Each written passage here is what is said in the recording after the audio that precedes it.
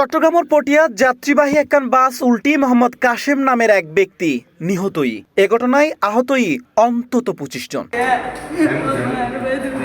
শনিবার ঈদুদ্দিন দুর্গে ১২টার দিকে চট্টগ্রাম কক্সবাজার মহাসড়কর পটিয়া বাইপাসর পাইকপাড়া পয়েন্টত এই দুর্ঘটনা ঘটে।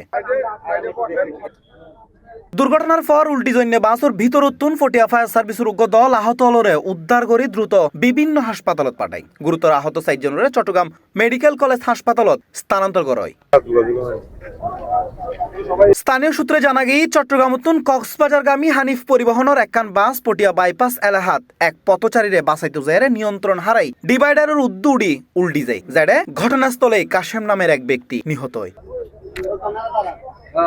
প্রত্যক্ষদর্শী রুবেল দাস নামে এক ব্যক্তি জানাই পথচারীরে রক্ষা করতে যায় চালক বাসগান ডিভাইডারের উদ্দি তুলি দেয়, ফলে দুর্ঘটনাগান ঘটে। পরে ফায়ার সার্ভিসের সদস্য সকলে দ্রুত ঘটনাস্থলে ফুসিলি আহত হলুরে উদ্ধার করে। আমরা দেখছি হঠাৎ করে একজন লোকের দিয়ে আসতেছে এবং গাড়ি হার্ট ব্রেক করার পর আমাদের এই অবস্থা আর কি। এই বাসে ছিলাম আমি, আসছি যে বার্সিকেল বড়ুয়াপাড়া কালুঘাট এরিয়া থেকে যাচ্ছিলাম যে আটকা নিয়ে, মানে মিডিয়া স্টেশন নামবো আর কি। গাড়িতে আনুমানিক ২০০-র কাছাকাছি হবে, ১৫০-২০০ কম না। দেখছি একজন মারা গেছে, আর এগুলো বাসবে কোনো ইয়া নাই আর। পটিয়া ক্রসিং হাইওয়ে পুলিশের ভারপ্রাপ্ত কর্মকর্তা ওসি মোহাম্মদ হারুনুর রশিদ হয় পথচারীরা বাসাইতে যায় বাসগান উল্টি যায়, যারে একজন নিহত এবং বহু যাত্রী আহতই।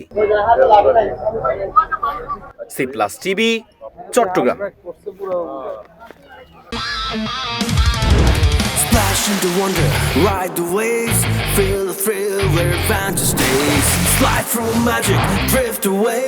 Boys Lake, sea world, come and play. তোমার স্বপ্নের পানির রাজ্য এখানে, ফয়েজ লেক সি ওয়ার্ল্ড, যেখানে ওয়াটার মানে অ্যাডভেঞ্চার।